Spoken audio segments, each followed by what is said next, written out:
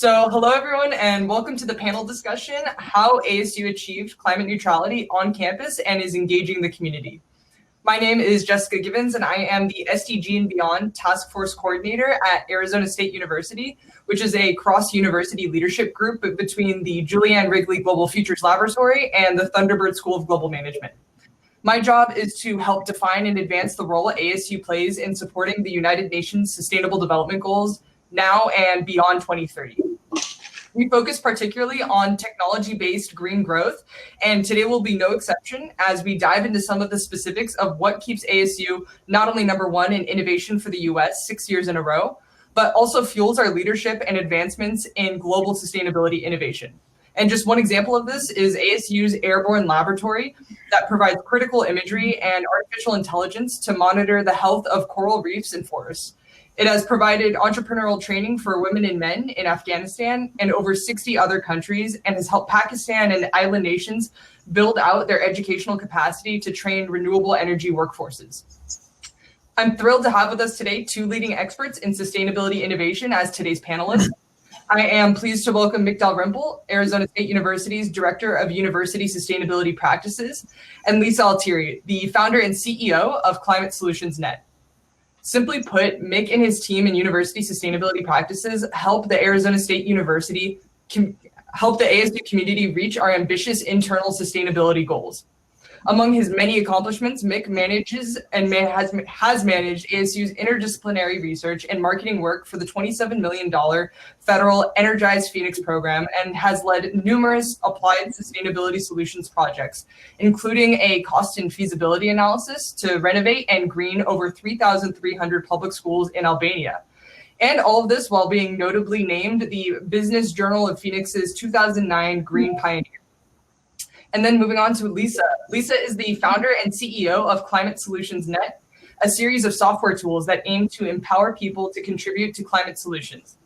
Lisa has long been a climate activist and community organizer, organizing over 5,000 volunteers for the 2012 Obama campaign, and a finance and management consultant designing strategic data reporting and analysis tools.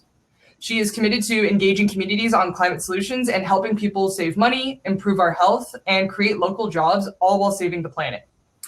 As a finalist in the We Empower UN SDG Challenge, Lisa will be showcasing her team's newest climate action engagement platform, We Renew.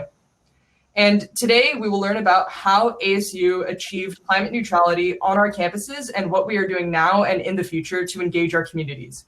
We are delighted to have this powerhouse team here and promise to once again catapult and energize Arizona State University's community as the #1 most innovative and impactful university in the nation. Mick, can we start by learning about how ASU reached climate neutrality and plans for the future? Sure. Thank you very much, Jessica. Very glad to be here. Thanks for inviting me. And it's great to be here with Lisa, who's going to share just an amazing platform a little bit later on. So I'm going to try and share my screen, actually share an application window. So just bear with me that I get this right. And that should be coming up. There we go. All right. So, oops, one more step. And so I'm going to talk a little bit about how ASU achieved climate neutrality, and then switch to Lisa to talk about a platform where we plan now on expanding that more out into the community to empower people in the community to take action themselves. So I'm going to cover a little bit of the why, how, who, and what's next. And this will be about 20 minutes or so. And then we'll transition to Lisa, and then we'll do some Q&A. But you can certainly put things in chat along the way. So to provide as much value as possible, this presentation has aspects of an educational how-to guide to show that it can be done and how to inspire you or your organization on your journey to do the same, or hopefully even better. So a little bit of a delay in advancing the slides. I'll try to remember that. Let's start out with the why. In the context of the US as a nation state without a federal climate plan or regulatory requirements specific to climate, it's important to have a why that ties back to the institution. Unfortunately, from a human behavioral psychology standpoint, the world is on fire. is not necessarily sufficient to convince everybody within your organization that it's your organization's responsibility to put it out. Your efforts need to tie to the mission and ethos of the institution. And regardless of regulatory requirements, it always helps to have a personal, institutional, get some people to the table and to motivate the true believers when the going gets really tough. And so for ASU, that's all in the charter. This is our charter. And the most important part for me relative to sustainability is that ASU takes fundamental responsibility for the economic, cultural, and overall health of the communities it serves. To me, that is a definition of sustainability.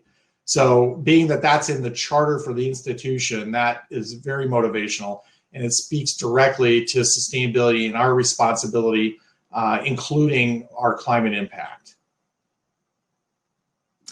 So walking the talk is another reason why. Interestingly, I found out in making this presentation that this is not, there is no evidence that Gandhi is the one who said this, but it fits with who Gandhi was. So we're going to go with it. We pursue sustainability on campus because we believe that the best way to learn and teach sustainability is to practice on ourselves. We want to act in a manner that's consistent with the science and messages that we're communicating to society. And the most urgent message currently is that it's imperative that we act now and in a bold way on the climate crisis. To paraphrase a Chinese proverb, the best time to act on climate was 40 years ago, and the next best time is today. So ASU is also a community of over 125,000 people. So if we can figure it out for ourselves, that increases our capacity to help others do the same. So another thing just intrinsic to ASU's ethos is this innovation. ASU is always looking to build new models, and this is going to be important later. We need to build new models based upon clean and renewable energy that makes the fossil fuel economy obsolete. So rather than beating something, right upside the head, create a new model. Like electric vehicles are going to win, not because they're more sustainable, but because they're an inherently better technology. So now let's transition a little bit to the how did ASU go about doing this. We didn't achieve neutrality overnight. Consistent and persistent leadership from President Crow, starting with his arrival at ASU in 2002, and including the various roles that he's played in advancing sustainability in higher education beyond ASU's borders, just in the general industry. We hear from the president about every 1 to 3 months on the operational side of the university with questions like, what's next? And when are we going to take a campus off grid? So it's consistent, persistent leadership that impacts our success and our pace. I want to emphasize that it's not inherently, it is, leadership from the top is important, but it doesn't mean you can't get anything done without the leadership from the top. But it definitely keeps the pace up. So it's very good to have that. But in order to get something done, you need the leadership from the top, and you need the efforts from below and the buy-in from below to get it done. So in the early 2000s, ASU began to seriously target energy use through an energy services performance contract, or an ESPC, which involved the implementation of numerous energy conservation measures, including lighting retrofits, controls, central plant controls and upgrades, HVAC equipment replacements like motors, chillers, variable air volume, air handling units, energy management system upgrades, and building energy sub-metering installation. So that was soon followed by the first meeting of the the Association for the Advancement of Sustainability in Higher Education, and the development of the American College and University President's Climate Commitment, which is now known as the Second Nature Commitment. So that's higher education's basically carbon commitments, and so each institution can set their own target date for getting to neutrality. And President Crow and a whole bunch of subcommittees that met at that first ASHE conference from lots of different organizations, as well as 12 presidents, got together and they developed this commitment.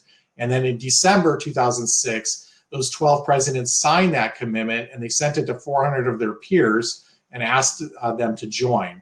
So this commitment triggered our first greenhouse gas inventory in 2007, and then the setting of our carbon neutrality goal of Scope 1 and 2 neutrality by 2025, and Scope 3 neutrality by 2035.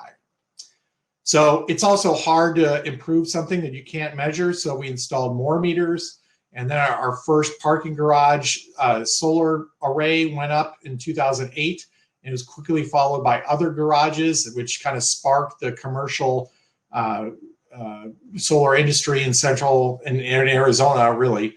And now we have 90 systems, many of them providing very valuable co-benefits of shade over parking and over open space. Very important to keep in mind co-benefits of solar as well. So then we did a second wave of energy services efficiency work in 2019.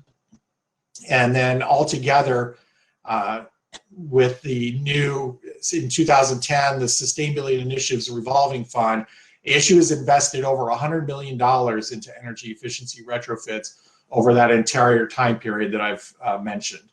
So this revolving fund is one where the savings pay back into the fund, pay the fund back. So that fund was created with a $3 million internal appropriation for 9 years, so $3 million a year. And then in fiscal year 2020, it was essentially self-sufficient and is still investing quite a bit. And we just actually approved something the other day for $1.7 million of energy efficiency retrofits on another 4 or 5 buildings. So the SURF is managed by a committee chaired by the University Budget Office and including sustainability folks, facilities, and finance staff. Then in 2015, ASU signed its first off-site utility scale solar deal with a local utility in Red Rocks, Arizona, which is about halfway between Phoenix and Tucson.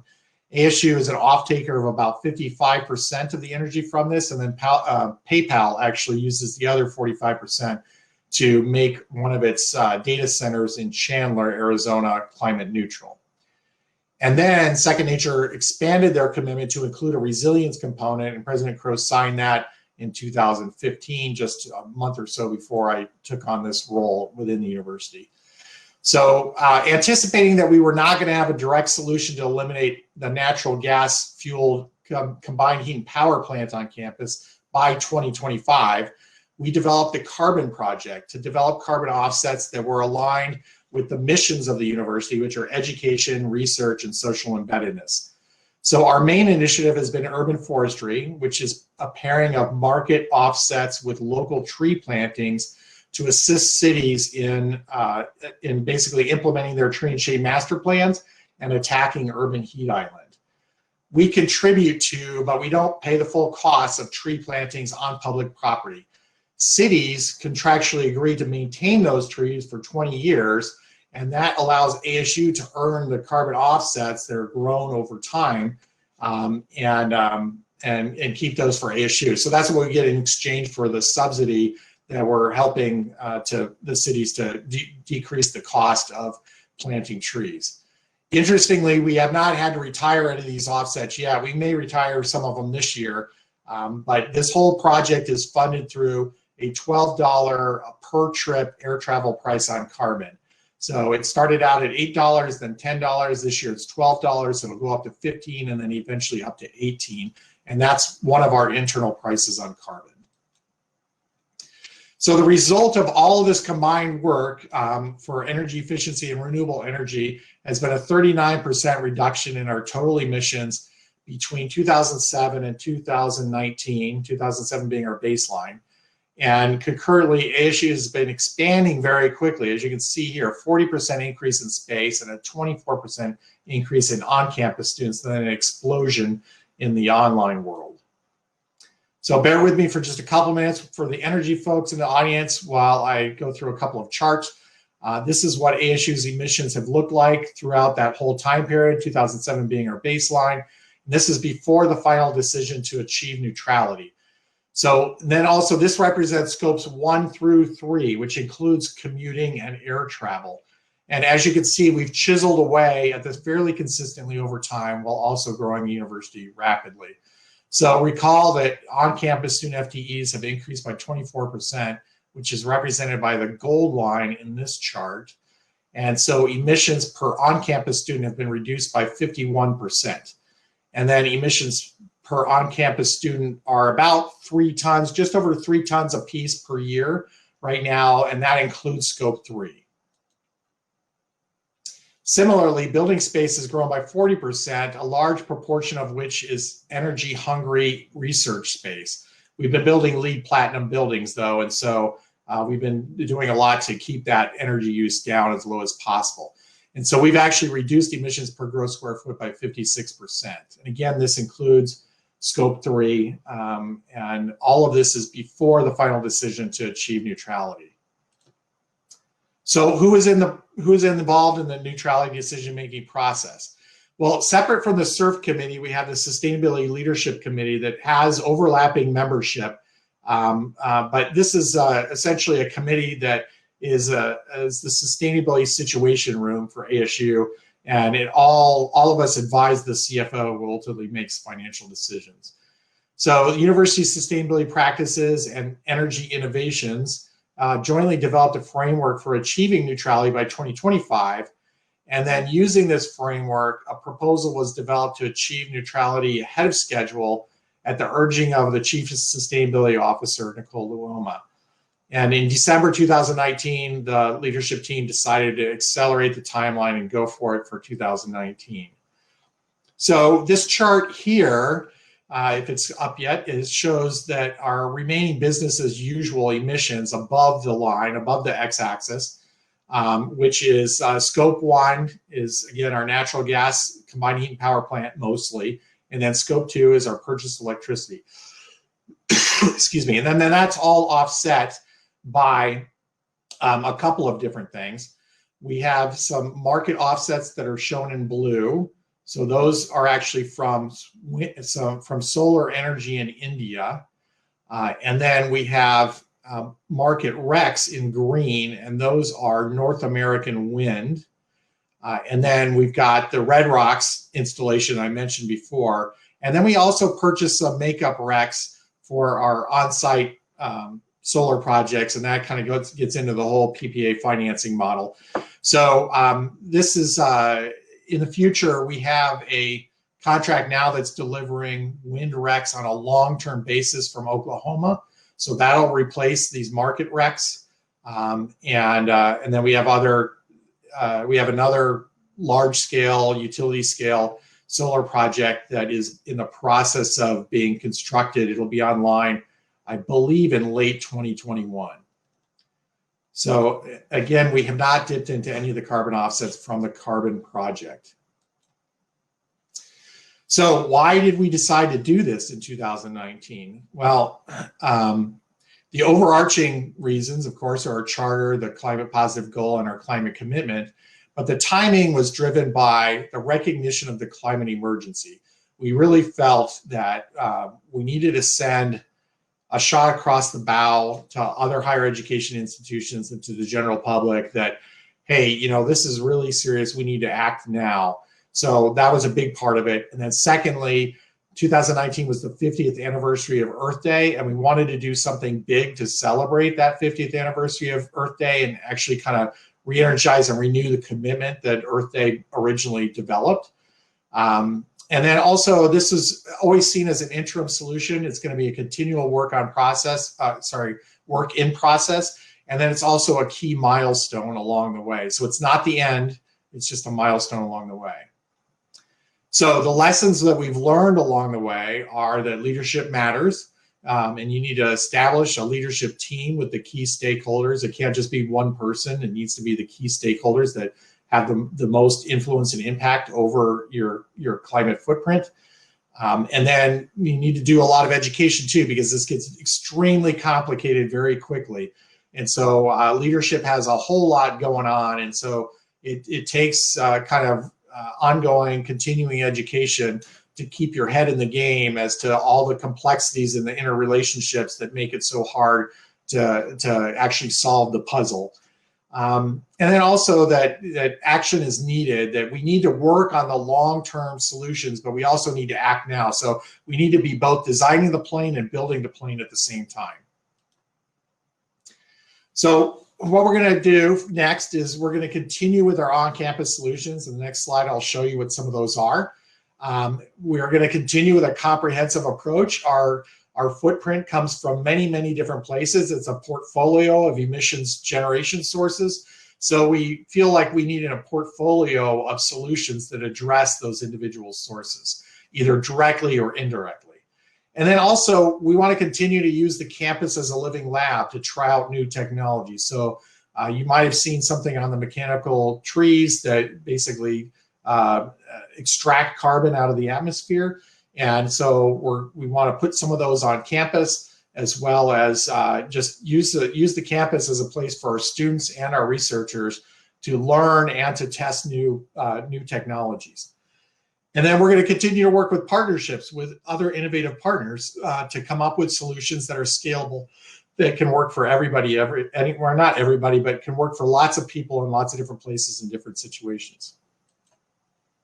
So just to give you kind of a little preview, I'm not going to go through these, but this is part of the portfolio of projects that we have either underway or that we have planned in order to improve upon the achievements of climate neutrality and become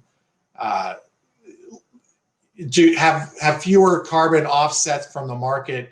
And from the market, we aren't really going to need market recs in the future because we have that pretty much solved. It's really the scope 1.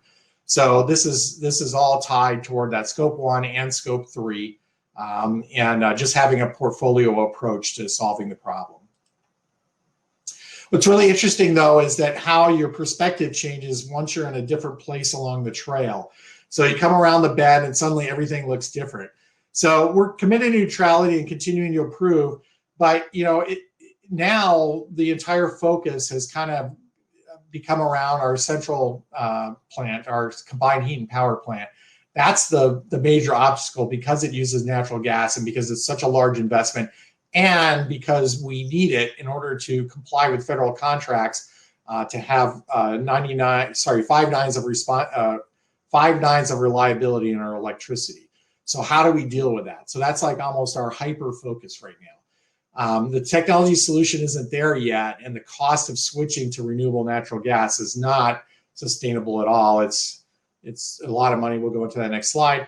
So again, looking at Buckminster Fuller's advice, if you can't find the solution in the box, how do you increase the size of the box? So these are some of the different relative costs of addressing the scope 1 issue. And you can see in the past where our actual carbon offsets from fiscal 19 cost, and we got a great deal on those. We don't expect to get that again. We don't plan to get it again. We hope we can, but we don't plan on that. And so basically the next best thing is going to cost some more. And then there's others that we can tie into our mission very well. And so those are going to cost significantly more, but they also advance the mission of the university. And then we can go into international offsets. We can go into peer-reviewed forestry offsets in Arizona. We can make our own offset projects by doing some dairy gas capture. And then the 100% renewable energy, if we were to make that our new goal, it would cost us $22 million a year in addition to what we're already paying for natural gas. So a lot of people frequently confuse a climate neutrality goal with a 100% renewable energy goal. They're very different, and happy to talk to anybody about what that difference means for us. But I guess the bigger question for me is, what's the morally appropriate thing to do? Would it be wise to spend $22 million a year on renewable natural gas when we might be able to spend a significantly less amount of money on an international forestry project that basically helps the climate as much or more, probably much more? And so really the planet doesn't really care where the carbon's coming from, if it's coming from within our borders or not. So what is the best thing to do for the mission, and then also in the cost per tons, what's the best thing to do for the planet? So we don't have any golden answer to this. In fact, I was in 3 different meetings today talking about different angles of this. It's something that we struggle with, and we'll continue to struggle and figure out the best solution. So I'm going to leave you with 2 thoughts. I know I'm a tiny bit over time here, but one is never let a crisis go to waste. This is an adage that's been used by various political strategists through the ages. sometimes for nefarious purposes. My belief is that it can also be used for good intent as well. So don't let a crisis go to waste. Figure out that's when change happens. Make it good change. This pandemic has illustrated that we're capable of making seismic shifts in a very, very fast manner. So let's use that and use that lesson and then apply it for what we need to do on climate. We've been forced to figure out what works for telecommuting and for online education, as well as what works best in person. So let's harness that and do some stuff to dramatically reduce our Scope 3 commuting and air travel emissions. And then let's also apply that same urgency to change the conversation within our organizations and in the broader public about climate change. And so as part of that, Lisa's going to now introduce a platform that we're going to be leveraging at ASU, but she's also got many, many other organizations using it to get the community involved in personal climate action. And then secondly, don't underestimate the power of rankings and awards and storytelling. Although I suspect most of you are more about collaboration and cooperation than competition, milestones and rankings and publicity have their place as tools in your toolkit. So they motivate action and inspire people. So some of the people and initiatives that have come out of the woodwork within ASU since we achieved neutrality have been pretty inspiring. And my hope is to come back next year and hear how the institution that you all represent makes these achievements obsolete, in the words of Buckminster Fuller. So set a new bar and challenge us all to do better. Maybe climate positive, where your institution is actually regenerating and healing the earth. That's the kind of thing that we need. So thank you very much, and I'll turn it back over to Jessica and Lisa. Thanks. Wonderful. Thank you, Mick, and thank you to your team for your incredible work. That is outstanding. And thank you also for folks in the chat, and for Peter and Dave especially, who are also carbon heroes, for putting in the right links to mechanical trees. And so I'm gonna hand it over to Lisa, so that way we have a healthy amount of time too at the end for Q&A. So if you have any questions, you can feel free to pop those in the chat. And other than that, Lisa, it's over to you. Hi, thank you so much, Jessica, and thank you for the invitation to be here today. It's wonderful to join you for this event. I'm going to share my screen, so give me a second here. I will choose hopefully the correct window, and there we go. Are we sharing? So just for everyone who's logged in, if you double click on the window that I'm sharing, it will get larger, if that's helpful. So let me see here. Now we'll go to present, and we are on. Perfect. So what is Climate Solutions Net? That's a great question. Climate Solutions Net empowers people and communities on climate solutions. So I started off about 15 years ago, spending a lot of my free time outside of my day job, organizing and advocating for strong climate policy. I did that for about 10 years, and then started to really feel this growing massive gap between where policy was at and where science says that we need to be. And so I started to think, okay, policy is really important. There's a lot of really good people working on that. What are some other things that we can do today to move solutions forward? Because it's not optional. We need to move solutions forward. So I thought a lot about it. I read, I learned, and I found that there was actually emerging this really compelling and powerful opportunity to make a difference on climate by empowering people and communities.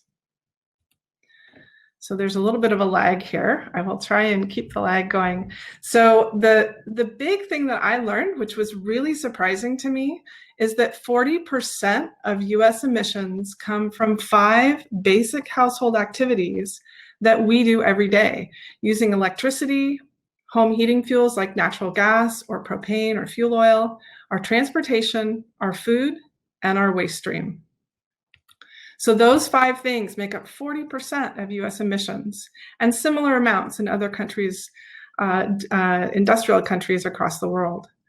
The great news is that we have solutions now for all 5 of those basic household activities. And this is new. This was not the case 5 or 10 years ago. It used to be that those solutions were unattainable for many. So now these solutions have become affordable and available for people. So the even better news, though, is that what a lot of people don't know is that most people are concerned. Here in the US, 70% of people in the US are concerned, and 60% are even worried. And they want to help, but they don't know what to do. That's the problem. There's a big gap between public understanding or public concern and understanding of solutions. And so our mission at Climate Solutions Net is to empower communities on climate solutions. Our mission is to close that gap and help people to learn what they can do. So we built a platform, and our platform makes it simple, easy, and fun for people to learn about solutions and take action as a community. It has been shown that people working together in communities are more likely to follow through and take action and change behavior. We started off developing a city platform to help cities engage residents on climate solutions and meet city climate goals. We're now working with over 30 cities and counties across the US in 9 different states, including the city of San Jose, California, the whole state of Hawaii, and Charlottesville, Virginia, and Eugene, Oregon, and we're expanding. Well, we are really excited to announce today the launch of our new company, organization, and university platform to drive engagement on climate solutions across all types of communities.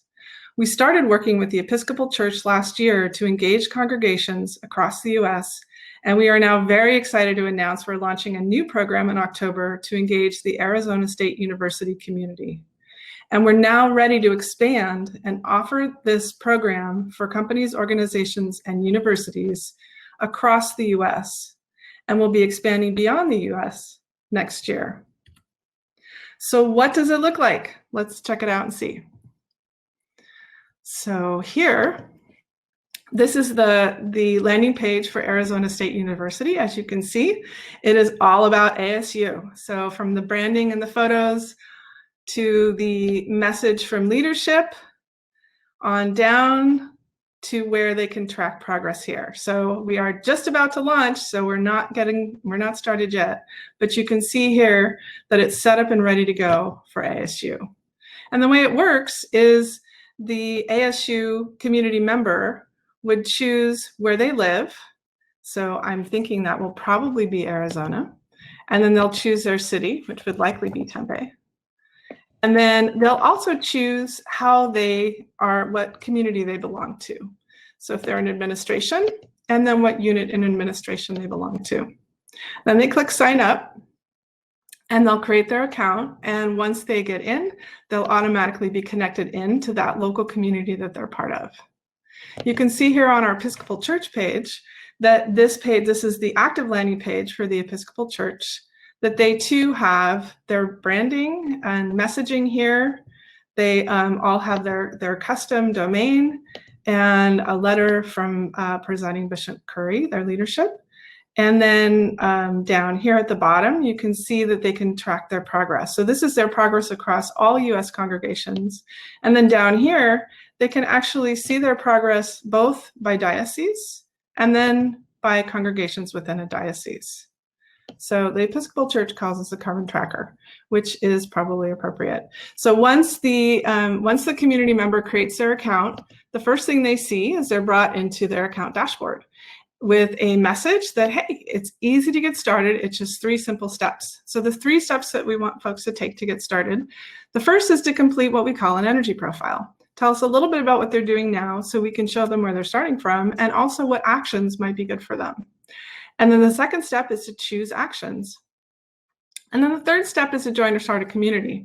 However, anyone coming through one of our community organization or company programs through the landing pages, they are already connected with their community, so that step is already done. So let's take a look at these 2 steps and see how they work. So the first step, the energy profile, this is our energy profile here. So we ask a few questions about how folks are using energy and doing other activities in their household and their lifestyle currently. So we ask about things like appliances and heating and cooling. In many parts of the US, we actually have a live data link where folks can click here and connect in their utility data. This is available to about 45% of households through a third-party partner of ours, and they're expanding, so we hope that'll be more soon. And then transportation, we ask about the different ways you get around.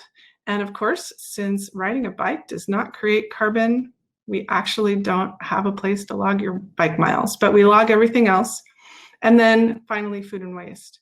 So what we're doing here, this is actually a very robust carbon calculator. So what we're calculating here with these questions is, what is your impact in those 5 categories of emissions that we talked about earlier that make up 40% of US GHG emissions? Once you complete that questionnaire, which only takes a few minutes, you get brought right here to see what is your starting impact. What does the impact for your household look like in the areas that we talked about? And then you can see how you compare. So down here, we'll have your local area. So here it would say probably Valley of the Sun, which is the area that Tempe's in. And you'd see an average impact for a household in your local area. So you can see how you can compare to others in that area. And also, as you take action, you'll see your impact go down. So maybe you were starting up here around 20, but as you take actions, your impact goes down. And that means you'll see your household number go down as well. So that is the getting started part of getting your energy profile completed and figuring out where you started from. The next step is to go find actions. And so that users can navigate to our action grid. So here we have actions that they can explore and decide which ones they want to do. So we have 2 ways to explore. We have action categories here. The 5 primary categories for actions are energy efficiency, home energy like solar panels and water heaters, transportation, and food and waste. We also have a water section, which is really important, both not as for climate and GHG emissions, but also for conserving water, which is one of the impacts of climate is reduced water resources.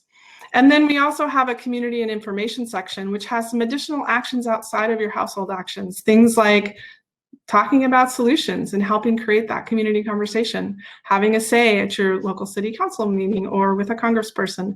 And then also we have some learning actions where you can learn more about the solutions pathway and things like volunteering. So we have that section there. And then we have a few other sections like hanging out at home for this particular moment in time, where we have actions that are specifically meant to be easy to take while sheltering at home that make a difference, and also many that save money, which is so important to people right now.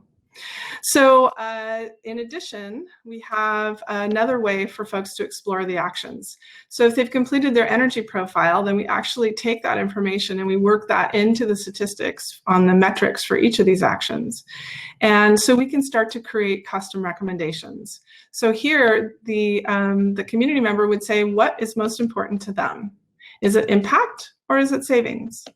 And they can also add filters like a level of difficulty, upfront cost, time required, and whether they rent.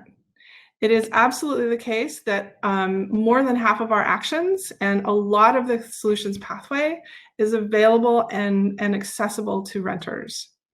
So in addition to this, each action has a page of information. So when you click on an action, you can see a whole page of information here. We wanted to make sure if someone's excited about doing an action that they have all the information they need to be successful. So some of our actions even have a question that you can answer. You say, I'm going to change 15 light bulbs. So when you answer that question, then this will update and give you information on what the results will be if you take that action. So here you'll see an annual savings, and these numbers are based on the local price per kilowatt hour for your local utility. So we have all of this data in the back end of our site to make sure that when community members are using our site anywhere in the US, they're getting custom local information about the impacts and the benefits and the savings from taking that action. So you'll also see here resource savings of electricity for this action, a time commitment, upfront cost, And then, of course, we give people points because points are fun. But the points are meaningful. So 1 point is equal to 1 pound of CO2e reduced per year, or 10 gallons of water.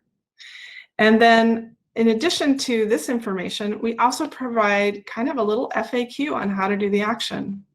So here, there's an introduction. What is this action and why is it so important? Why did we include it here? And then there's between 2 and 5 steps on how to do the action. So changing light bulbs is not rocket science, but some of the actions are more complicated. So this information is here for those that find it helpful. And then if you don't need it, you can just skip it and just go mark it right done right from the page and skip all the information. And then finally, we have the ability to load in custom resources here at the bottom. So if there are rebates or financing programs, community programs like a home energy audit program or an information piece like the guide to your recycling program, we can load those in here in the bottom so they show up just for the people who they are available for. So those are our action pages. It's really easy to add an action. If you like it, you can get started. I've actually already started this one, and there'd be a big getting started button here. You can also add actions from our action grid. So once you've chosen the actions that you want to take, then you can track that progress on your home dashboard. So we already saw the impact section at the bottom. The middle section is to track your actions. You can see the actions you're working on, your next step. When you add an action to your list, you set a goal of when you want to mark it complete. And you can also mark it complete right from here. And importantly, we also show the user, hey, if you complete everything you put on your list, this is how much you're going to save per year. And this is how much you're going to reduce your impact from where you started. This is amazing. This is a little bit high because this is a demo account we play with, but it is really the case that most households will save between $1,000 and $3,000 a year by taking the typical solutions actions on the site. And most households can also save usually 10 to 30% in the first 6 months to a year, and then at least 50% or more over time as they're ready to take some of the actions that they're not ready for right away. There is a huge opportunity both for money savings and for reduction of impact. This is new. This is a new opportunity that was not the case before. It is really an important moment that we have to make big progress on climate solutions by empowering people to take action. So finally, at the top here, you have, you can track your progress for any of the actions that you've marked to complete. You can see your points and savings. You can see how many pounds or tons of GHG emissions you've reduced. And then, of course, because it's fun, we have levels. So you can see how you rank to others in your community. So if you're above the average household in your community, you're getting started. As you take action and you go lower and you go up in levels. So if you've already done a lot, maybe you're going to come in at the Clean Star or the Smart Home level. And that's something to celebrate. Finally, and most importantly, is our connection to community. So if you started off through a community, an organization, or a university or a company program, you're automatically connected in with your community here. So you can see that here for the Episcopal program. You automatically have a page right here specifically for your local community. So this represents a congregation. And for community leaders, for the local community leaders, we actually add in toolkits and support and help for them to help run their groups locally. And you can see here as well what that looks like for a group page that's been completed. So here, the group can follow their impact in their local group, and they can see their members. And as members complete actions, they're encouraged to post a photo and a message so that group members can high five and support them and comment. And then community members can also create posts to add in to that conversation. So there's a place for people to come together and really support and encourage each other. Climate change is scary. It is stressful, and having the ability to come together as a community and help and support each other to take positive action is very, very supportive and really empowering. So in addition to our communities, we also have something that's smaller that we call a team. So communities are usually big. So this could be a department at ASU, or a congregation, a large congregation for the Episcopal Church, or it could be a department or division of a large company. So these are bigger groups. And then within that, we have the ability for members, community members, to also come together to choose to work in small teams. Small teams are fun. Small teams are less than 10 households. They're usually 5 to 8 households. And it's an opportunity to come together in that smaller group and really work closely and really support each other in taking action. So again, here on the team page, you can track your team progress, see your team members, see your team standings, which is always kind of fun and a little motivating. And then you can also see the actions for all your team members so you can start that conversation. Checking out each other's actions is like, wait a minute, you're going to do that action. I want to do that action too. Let's work together. Or I just finished that action and this really worked well for me. You know, maybe it'll work for you too. So same thing here. They'll see posts when people create complete actions, and then they can also create posts to create that conversation in their small team. Every community member can have one team and one community group, so you're able to do both. So that is the basic program that we have available now, and we're so excited to share this. And then also wanted to just mention quickly that we do have a basic version of our site up now across the US at werenew.net that is available for free for any household in the US to use, even if they're outside of our communities that we work with. We wanted to make sure, for the sake of climate and the planet and our future, that we made these tools available as soon as possible, as broadly as possible. So thank you so much for the opportunity to share this, and I will hand it back over to Jessica. Awesome. Thank you so much. That's so exciting. So before I think we can definitely dive into some questions that are ASU specific for We Renew. But before we do that, there's a really great question from Dave White. This is for you, Lisa, about what insights have you gained from social science research on social norms and behavior change, and how have you incorporated these into your tools and strategies? That is a fantastic question. There are so many lessons, and we've integrated lessons in many different ways, in many different aspects of our platform. And I probably will forget one or two, but there's a couple that are really key. One is the fact that on our site, just as a basic thing, a lot of times when people talk about climate change, they're talking about the problem and it's big and it's scary, right? So our focus on our platform, it's positive, it's practical, it's focused on solutions, it's focused on a pathway forward and hope, and that is a door in before you can even think about the other behavior change things. You have to create the space to make it a positive thing to be taking action on climate. So that's kind of number one. The second one is, of course, the norming and how we talk about it and how people are seeing, oh, wait, my neighbor's doing that. Oh, I should do that. Or this community is taking off and it's doing these things over here. Our community should be doing that too. So that social norming is really important. And then, of course, the third one that really stands out to me as a community organizer is the incredible power of bringing people together to do this in community. It's something actually that because I've done this on the ground myself without a tool to facilitate, and there's something really magical and powerful that happens when a small group of people come together, or even a larger group, and they start to talk about why this is important to them and why they want to take action and why they want to help. And then you see them start to help each other and take actions and get excited about it and celebrate it. And there's nothing like it. It's really powerful. So those are the top three things that I would say that we've strongly integrated into our program. Great. All right, so Mick, this is going to be for you because we have this amazing platform, right? We have Lisa's amazing and outstanding work that she's done and all of the background. What does it mean for ASU, and how are we going to be really leveraging this platform, and how is it going to enhance our internal sustainability practices, and what are the ramifications of that are hopefully positive? Mick, you're on mute. Yeah. Unmute yourself. Thank you. So we basically are going to need to roll out a decent marketing communications campaign to make this.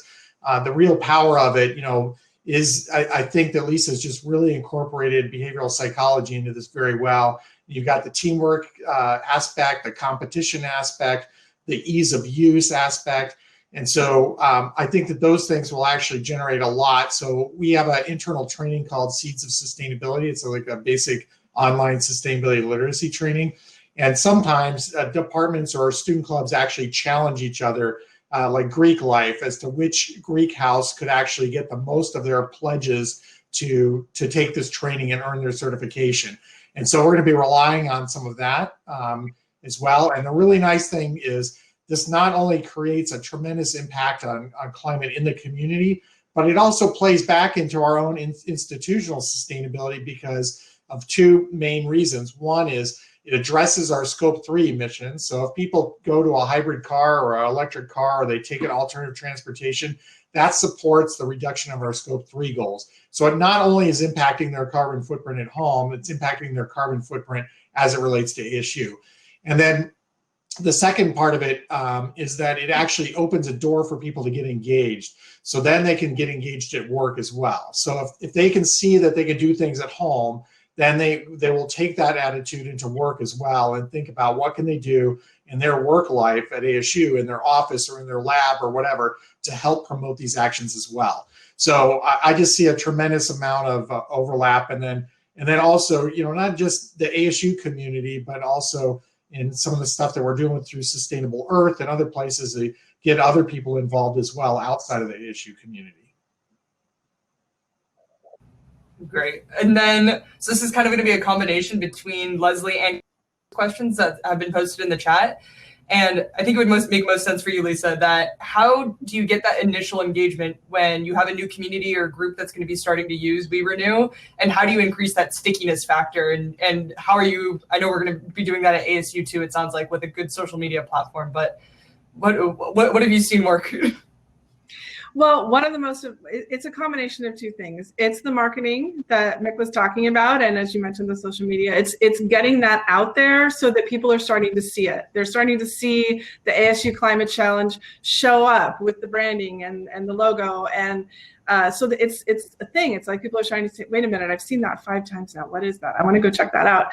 But the other part of it, from the organizing standpoint of it, is to get the leaders in these, in the smaller community units, get some leaders in each one to really drive this and drive their local unit to success, because that actually is what really can oftentimes have a team or a group take off, is to have someone that can say, hey, let's get together, let's get together once a month or every other week, every other Tuesday, and we'll do Zoom lunch, we'll eat, and we'll chat about what what actions we're doing. And we have a lot of information. So coming from an organizing background, we have all sorts of toolkits and ideas around how to make engagement fun. Fun matters, actually. Fun's important. So yeah. That's right. And I'm thinking are we the public university in the nation? If not, we're right up there. And so we have over 100,000 students when you combine our online communities. And so as being your first university, both Mick and Lisa, are there challenges and opportunities, I'm assuming, that are laying in front of us? And as Amanda just put in the chat, is there a way to leverage this platform in this moment to make a competition to really engage staff, faculty, and students as well? Yes. It's everything. There are a lot of challenges and a lot of opportunities. I mean, one of the challenges is, and actually this is a huge opportunity too. Lisa's already suggesting additional functionality into the platform that can address the complexity of the ASU enterprise. So one of the nice things is we are unbelievably complex, large organization. And so basically, if you're looking for any kind of scenario that somebody with a platform might have to encounter, you're going to pretty much find it at ASU. So things like, we have students from around the world that are on ASU Online. So we need to figure out a way to allow them to incorporate or sign up and have some good numbers behind their actual reductions. And so there's all sorts of opportunities there and challenges. And then I like what Lisa said too about the leaders. There's a big behavioral psychology thing about trusted sources. And so if a professor that you admire or a student leader that you're of your club that's participating, then that can go a long way toward encouraging other people to participate as well. And so we'll look at those different opportunities. And then, of course, the challenge is just that we are so big and there's so many people to contact in different ways. And so we'll need to come up with communication plans in order to reach all of them and not leave people out. That's my biggest concern, is that if somebody feels like there isn't a group or a home for them or a team for them on this platform, that because we forgot something or because ASU changed and we didn't update the platform quickly enough, then they're gonna feel left out. But I am confident that we will be able to tackle these things together and come up with solutions that are going to enhance this for everybody. All right, so we're coming up at the end of the hour, and as we know, so I want to kick this last question to you, Lisa, so that way you can wrap it up really nicely. And we know that you're a leading expert in sustainability. We know that we are a We Empower UN SDG Challenge finalist, and that we would love some pearls of wisdom, I think, for what have you seen across the different groups and communities that have had common traits of success that have really been done well in adopting the platform and then actually making meaningful change, and how can ASU make sure to start kind of planting those seeds so that way we become one of those really successful adopters? Oh, great question. So two things that we've seen that really tend to motivate success. One is making it fun. So in Charlottesville, Virginia, they've gone for it because there's many different ways to use our platform. So we're working with cities, and some focus on teams, some focuses on bigger community groups, and some focus on neighborhoods. Charlottesville, Virginia is doing a team model. And so they focus on getting someone in the community to step up and be willing to host a party at their house and invite their friends. And then they go out and do a little 1 hour presentation to get that team kicked off, and then they go rolling with the team program. And so in Charlottesville, they've really made it fun. They're like, hey, we're having a power party. Let's get together and do this. And they have a really active roller derby community there. And so they've had a lot of the roller derby teams come and do these power parties and like dig into the competition and have a lot of fun with it. So fun actually really, really works. The other thing that we've seen really work is really commitment. What's been amazing to me working with the Episcopal Church is the attention and commitment and values that they bring to this work. It is so deep and it's so strong. And so it's been just really impressive to me to have that sort of organizational mission that ties into this work, where it's just across the whole community. So those are two things that I'd say stand out a lot. Anyway, thank you so much for the opportunity to be here. I'm so excited to launch this with you all. Awesome. Thank you. Thank you, Mick. Thank you, Lisa. Such a fantastic panel. Thank you to everyone that was able to join us. And last pearl of wisdom too is that if you're interested in some of this content, we have the future of water and with ASU's Dave White as the next session. That's about to start in 1 minute. And so Lisa and Mick, thank you again. I appreciate it.